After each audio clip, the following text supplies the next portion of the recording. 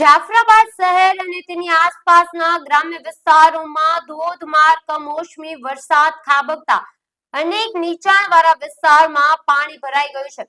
જાફરાબાદના વડેરા ગામે આવેલ પ્લોટ વિસ્તારમાં પાણી ઘૂસી જતા સ્થાનિક લોકો પરેશાન થઈ ગયા છે.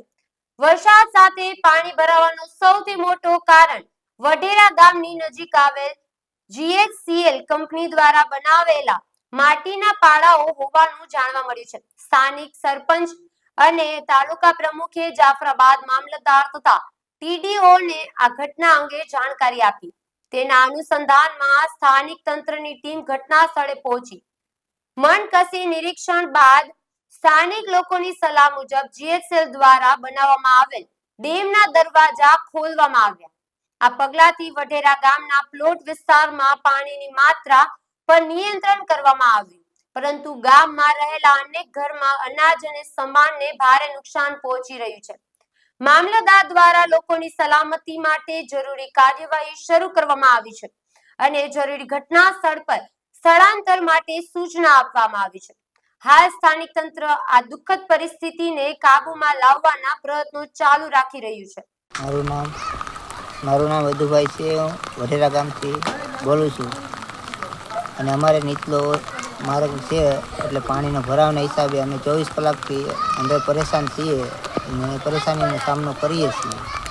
કાંઈ પણ માલ સામાન લેવા જવું હોય તો અમે હવે થોડુંક નીચું ઉતરું છું પાણી, એટલે અમે પાણી લેવા જઈએ છીએ માલ સામાન હાથે.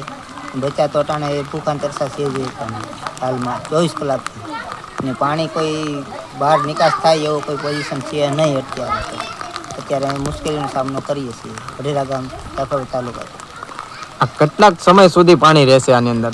કોઈ કહી શકાય એમ નથી. અમે 24 કલાકનો સામનો તો કરીએ જ છીએ મુશ્કેલીનો, પણ હજી કોઈ એનો કોઈ નિકાલ થયો નથી. અત્યારે પોઝિશન જે છે એ જ પોઝિશનમાં પાણી છે અત્યારે. આજરોજ વઢેરા ગામે અતિવૃષ્ટિ વધારે વરસાદને કારણે કમોસમી વરસાદથી વઢેરા ગામની અંદર બધા પ્લોટ વિસ્તારની અંદર ભારે બધાના ઘરની અંદર પાણી ભરાયેલું, જેથી કરીને અમે GHCLને અવારનવાર રજૂઆત કરતા કે ભાઈ તમે અમને પાણીનો નિકાસ કરી આપો.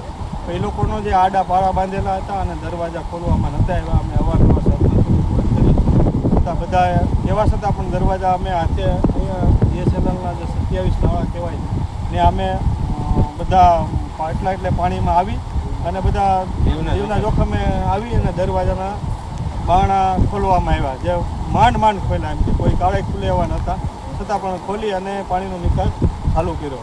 હજી પણ હાલમાં અમારા ગામની અંદર પાણી નીચે ઉતરા નથી, છતાં GHCL કોઈ અમે કહીએ છીએ પણ અમને કાયમી માટે પાણીનો નિકાસ થાય એવી કોઈ વ્યવસ્થા કરી આપે.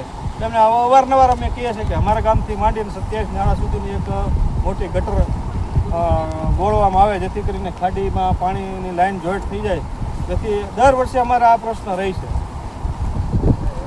આપના ગામની અંદર કોઈ અધિકારી કોઈ આવેલા? હા, મામલતદાર સાહેબ, TDO સાહેબ એ ગામની મુલાકાતે આવેલા અને જે લોકોને મતલબ કે ઘરની અંદર પાણી ભરાયેલું હોય એનો સ્થળાંતર કરવા માટેની બધી વ્યવસ્થા માટેનું આયોજન કરેલું અને એણે જ કીધેલું કે ના તમે બારણા છે ને તોડી નાખો, કોઈ પણ કાળે પાણી અહીંથી હટે એવું કરો.